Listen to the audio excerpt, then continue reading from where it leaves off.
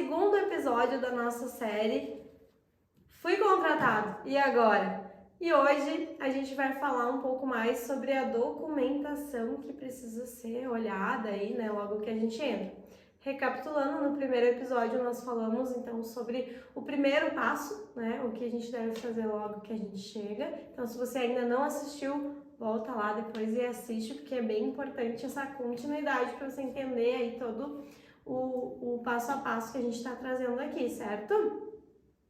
Então, pessoal, a gente vai analisar de uma forma bem objetiva quais são os pontos principais que vocês precisam ter como parâmetro ao entrarem dentro de uma organização, sendo contratados, né, para atuar, seja numa empresa com um SESM já estabelecido, com mais profissionais, ou uma empresa onde vocês serão os SESMs, onde vocês serão os únicos profissionais contratados para exercer essas funções. Então, basicamente, o que nos rege, no primeiro vídeo a gente comentou da questão de sejam técnicos, tenham argumentos relacionados à legislação, a normas. Então, muitas vezes o que vai acabar nos embasando nisso é a nossa documentação de segurança do trabalho, e a gente vai citar aqui quais são as principais que vocês devem conhecer já a partir do momento que começarem, que botarem o pé dentro da empresa. É interessante que vocês se familiarizem com essas documentações.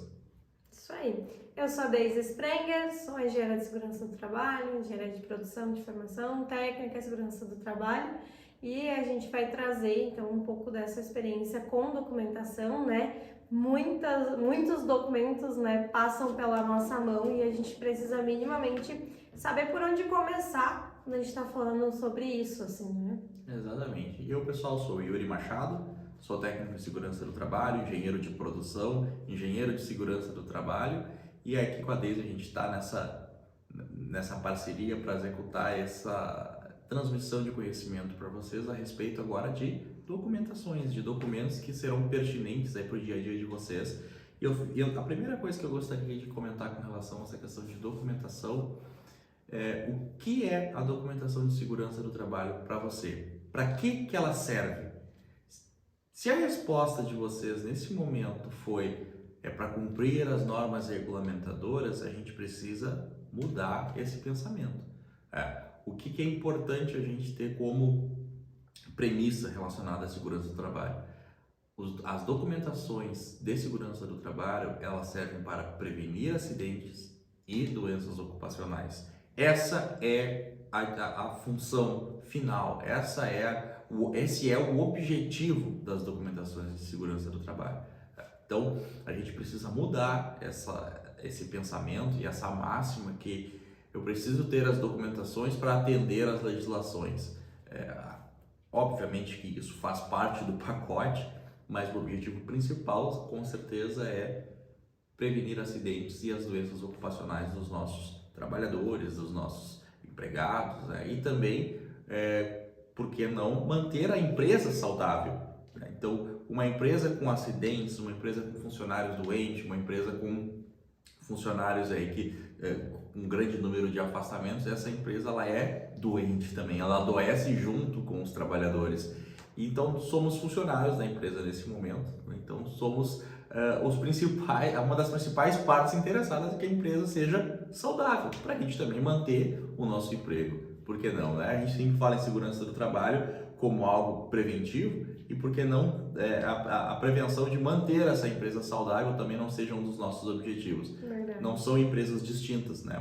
A segurança do trabalho ela não é uma empresa dentro de uma empresa, ela é uma parte dessa engrenagem, e através dessas documentações a gente consegue ter um maior enfoque para que essa empresa siga sendo saudável, ou pode ser o remédio, pode ser a medicação necessária para que essa empresa consiga permanecer no mercado de forma sólida, forte, zelando aí pela saúde e segurança dos trabalhadores dela. Verdade. E aí é importante a gente falar que existem tipos diferentes de documentação, né? A gente tem documentos que são trabalhistas, outros que são previdenciários, né? Cada um cumprindo aí a sua função, né? Dentro de toda essa cadeia aí. E muitos desses, inclusive, têm relação com outros setores, né? Tem algumas informações que elas são partilhadas entre os setores da empresa, então é legal a gente ficar de olho nisso.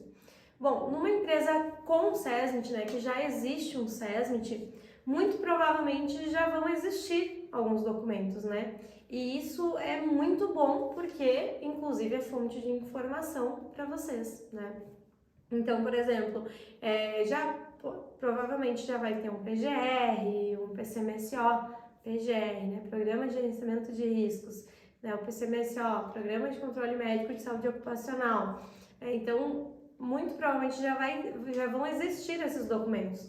Só que é importante que a gente, olhando para isso, a gente entenda se eles são documentos vivos realmente, né? Como a gente sempre diz, ou se eles são só documentos de gaveta, né? E aí já é um ponto que a gente pode, de novo, né, levantar aí um ponto de atenção, porque se forem documentos de gaveta, a gente vai ter que começar Exatamente. a se mexer. Vamos usar essa mesma analogia, né, que fizemos ali no início do vídeo. Se eu tenho um remédio, se eu tenho algo que é necessário para manter a minha saúde, né, o médico me receita e eu deixo ele guardado dentro da gaveta e não faço o uso dele de forma contínua como indicado.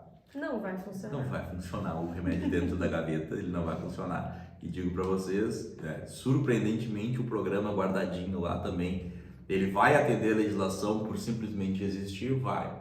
Mas ele não vai fazer o principal objetivo, o papel dele, que é justamente, né, preservar a saúde e a integridade física dos trabalhadores. Exatamente. E aí, como é que eu sei qual é o documento que aquela empresa precisa ter? Bom, tudo isso parte de saber qual o segmento de atuação da empresa. Então, existem programas que vão ser executados em todas as empresas. O PGR, por exemplo, né, é um exemplo de documento que qualquer empresa, qualquer indústria vai ter. Mas tem outros que são um pouco mais específicos, assim. Então, por exemplo, um PPR, né, um Programa de Proteção Respiratória, ele vai estar presente em empresas que tenham riscos respiratórios, né, químicos ou biológicos. Então, vai depender do segmento de atuação para a gente conseguir definir esses programas, né, enfim, esses documentos que a gente precisa ter. E aqui a gente está falando ainda só de programa, né, porque ainda tem muitas outras coisas, assim. Então, já falamos 3 aí, né? PGR, PCMSO e PPR. O que mais a gente tem que lembra aí? Então, dependendo do segmento que a gente constatar que a empresa atua, então além do PGR, além do PCMSO, além do... qual outro que a gente comentou? PPR, né, que é o Programa de Proteção Respiratória. Se for a área hospitalar, vamos lá, então a gente vai ter que ter lá o Programa de Proteção Radiológica, se tiver a questão de radiações ionizantes, raio-x, se for constatado lá a presença de ruído, de ruído que possa causar algum tipo de lesão na audição dos trabalhadores, a gente vai ter que ter lá um programa de conservação auditiva. A gente pode citar também outras áreas, né, como diversas áreas, como por exemplo, a gente pode falar da questão se tiver trabalho em altura, daí a gente já está falando de procedimentos, então a norma, a NR35 lá solicita que a empresa tenha um procedimento para a realização de uma atividade em altura, para ela consiga discriminar ali passo a passo. Então, esses são alguns exemplos básicos que temos que seguir esse fio, temos que seguir essa linha, porque não adianta, obviamente que é importante que a gente conheça pelo menos todas as normas, o que cada uma fala, mas não adianta, eu entrei numa empresa, agora eu vou começar e vou ler da norma, vou estudar da norma 1 a 37 para ver o que se encaixa na minha empresa. O fio tem que ser ao contrário. Obviamente que é importante que a gente conheça todas, tenha uma visão panorâmica de todas, mas o fio disse que a empresa é do setor, vamos usar o exemplo que a Deise citou aqui, de um dos setores que ela já trabalhou, do setor do ramo calçadista. Bom, então eu já começo a ter que me aprofundar nas normas que se aplicam ali, né? E não o contrário, porque daí vai ficar muito difícil. Daqui a pouco a gente vai perder muito tempo estudando uma norma que fala sobre frigorífico, né? E dentro do calçado não vai ter muita, não vai ter muito a ver com aquela realidade. O conhecimento é sempre importante, mas a gente está começando, a gente está iniciando dentro daquela organização, então é melhor mantermos o foco naquilo que naquele momento nos é necessário. Né? Então a gente vai lá vai verificar. Então a gente vai tentar entender também outra coisa. laudos, né, de condições de ambiente de trabalho, se já foi feito alguma coisa. Eu estou usando o exemplo do setor calçadista aqui. Então, se já tem laudo de avaliação de ruído, se já foi feito alguma vez, se tem necessidade de ter feito esse tipo de laudo, porque se a gente constatou ruído, né, se tem ou se não tem. Então, avaliações ambientais de agentes químicos, que de repente é uma área que possa ter esse tipo de exposição. É pegar realmente o PGR, por exemplo, da empresa e se debruçar nele, né, e olhar ali essa ferramenta que a gente tem lá hoje, que é importantíssima, que é o nosso inventário de riscos. Então, é realmente olhar para esses setores da empresa através dessa leitura do inventário de riscos. E ali ele faz um mapeamento, né? Então, o setor A possui risco químico, risco físico, risco biológico, e através disso aí começar a ver esses desmembramentos, né? Muitas vezes, pelo documento ser de gaveta, o inventário de riscos está lá impecável, perfeitamente, né? Da forma que foi impresso. Na forma, mas, e aí a gente vai verificar os desdobramentos necessários que a gente precisaria ter em virtude daquela avaliação qualitativa inicial, né? Aquela avaliação simplesmente interpretativa, que não foi feito nada depois daquilo, né? Então aí no outro ano, muitas vezes, alguns profissionais, enfim, algumas empresas, ainda tem a concepção que é só alterar a data e tá válido o documento de novo. Eu vou lá e troco o período de validade do documento e agora sim, tá tudo certo e vamos para a próxima, né? Então, ler o PGR, identificar, né, quais são os riscos evidenciados no inventário de riscos, entender quais são os desdobramentos necessários que deveriam ter sido feitos, entender quais são os desdobramentos desnecessários. Quando eu falo desdobramentos, é o que o PGR identificou para a gente, lá sinalizou para a gente que era necessário ter como tomada de ação, qual era o plano de ação necessário para aquilo. Se foi feito, o porquê que foi feito, por que foi feito não, né? Mas se foi feito, qual o resultado, e se não foi feito, o porquê não foi feito, até para a gente entender onde a gente está pisando, né? Isso aí. E aí, outros documentos que podem fazer parte, né, dessa nossa avaliação inicial. Antes disso, eu até queria comentar, né, se a gente está entrando numa empresa que não tenha SESMIT, né, enfim, que não tenha documentação, acho que é importante a gente ter um checklist disso, pelo menos, assim, né, um norte para que vocês consigam direcionar os esforços, né, com mais tranquilidade, assim. Então, seria legal fazer um checklist realmente para ir verificando, esse tem, esse não tem, esse tem, esse não tem. Porque esses todos que a gente mencionou até agora, assim, basicamente são itens legais, né? Então, eles são obrigatórios, é indiscutível, a gente precisa ter, né? Então, fazer esse acompanhamento, esse checklist, eu acho que vai ajudar bastante. E aí, seguindo nessa linha, né, do que mais de documentos a gente pode ter, o Yuri citou antes os procedimentos de trabalho, né, e isso acho que é uma coisa bem legal, assim, onde tem... funciona muito bem e eu acho que é uma coisa que quanto mais a gente consegue estruturar melhor, então ter procedimentos de trabalho é muito legal. Um outro documento bem importante são os formulários de auditoria, né? Sejam auditorias de inspeção de setor, de auditoria comportamental, enfim, inspeção de ferramenta, inspeção, checklist de inspeção de equipamento, equipamento de movimentação de carga, EPI, né, equipamento de produção individual, enfim, esses formulários todos são documentações que nos apoiam, né, que nos auxiliam. Então, eu preciso ir verificando, tem, não tem, precisaria ter, não precisaria ter. Tudo isso vai nos construindo, né, um panorama da empresa com relação a isso. O que mais a gente pode ter ainda de documento?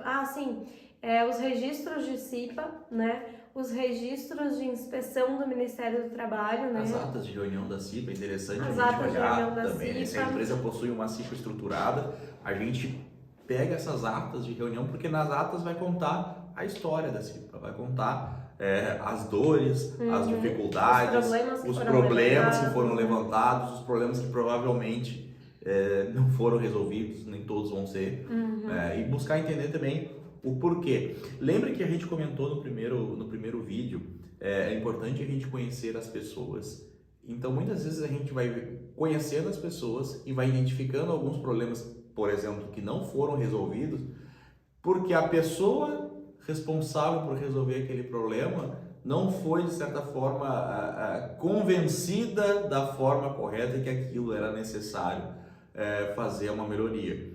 Voltamos à estaca de sejam técnicos novamente, e às vezes o pessoal da CIPA não é técnico. O pessoal às vezes não, o pessoal da CIPA normalmente não é técnico.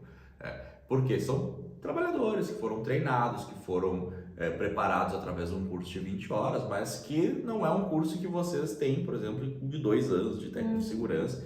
Então, muitas vezes eles têm essa dificuldade de chegar nas pessoas certas, que é o que a gente vem martelando bastante aqui, e também a forma de persuasão, de convencimento, às vezes não é suficiente para que consiga convencer que aquilo é uma necessidade técnica, é uma necessidade, é uma obrigatoriedade, enfim. Então, as atas de reunião da CIPA é interessante também para vocês já conseguirem ir vendo também onde estão pisando com relação a pessoas, porque normalmente na reunião da CIPA vai ter ali um prazo para ser executado algo e quem ficou de responsável. Quando você vai lá no responsável, a gente já começa a entender o porquê que aquilo não foi para frente, né? Porque aquela pessoa é uma pessoa às vezes... E agora a gente está trabalhando com realidade aqui, né? Então, tem pessoas que são difíceis de lidar, tem pessoas que vai ter questões de ego, vai ter questões de fatores pessoais, de opinião, de eu não concordo.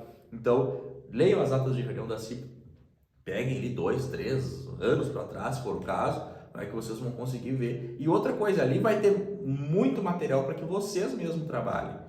Então, se a gente está buscando uma rotina de trabalho, ali vai ter muita coisa. Desde um degrau que eles colocam lá, que tem uma altura diferente, que está quebrado, uma lâmpada aí num corredor que está escuro. Isso parece pouca coisa, mas a partir do momento que vocês começam a pegar essas dores dos trabalhadores, vocês começam a resolver os problemas que eles se sentem sem voz, vocês também passam a ter essa confiança, né, da parte deles. Eles começam a confiar mais em vocês, eles começam a entender, esse profissional, essa técnica de segurança, esse técnico de segurança que ele joga no nosso time. Então, é muito importante vocês verem a dor dos trabalhadores que são representados ali na CIPA. Através das atas pode ajudar bastante também. É isso aí. E aí, outros documentos que a gente precisa verificar se tem, e se não tem, a gente precisa providenciar, são os registros de treinamento. Então, a gente tem treinamentos que são obrigatórios também por legislação, né? NR10, que fala sobre eletricidade, NR12, que fala sobre operação de máquinas, NR35, que fala trabalho em altura, NR33, espaços confinados. Então, todos esses treinamentos, se eles são necessários na empresa, a gente tem que ter registro disso. Porque não adianta eu chegar lá e dizer que o fulano tem o treinamento se não tem nada escrito em lugar nenhum, não tem certificado, não tem conteúdo programático no certificado, às vezes um papel de pão lá que foi feito, né?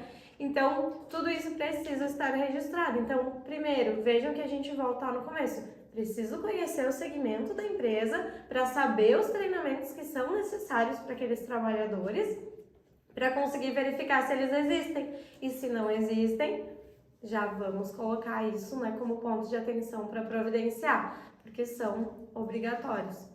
E uma outra fonte de dados assim que é muito boa, né, que vai trazer para a gente muita informação de valor, são os registros de acidente. Então, sabemos que existem realidades de empresa que não registram acidentes, não registram quase acidentes. As empresas às vezes não têm esse registro, mas a gente precisa começar a produzir. As CATs, né, os comunicados, as comunicações de acidente de trabalho, também são uma fonte de informação muito importante. Mas isso já é assunto para o nosso próximo vídeo, né, o próximo vídeo da nossa série. Então fica ligadinho com a gente, né, curte o vídeo se você gostou, comenta, né, compartilha com os amigos que são da área e os colegas que são da área, para que a gente consiga fazer essa informação chegar em mais pessoas também. Exatamente. E pessoal, se vocês tiverem alguma dúvida, se vocês tiverem alguma objeção, se vocês tiverem algum comentário a respeito do que a gente falou, né? Deixa aqui nos comentários que a gente certamente aí vai dar um retorno para vocês, e não se esqueçam de acompanhar a nossa série até o final, porque lá a gente vai dar uma dica importantíssima aí para vocês que estão ingressando na área agora, que certamente vai ser muito proveitosa aí para o dia a dia de trabalho e para essa nova realidade que vocês estão entrando neste momento, tá certo? Pessoal, até o próximo vídeo. Um abraço!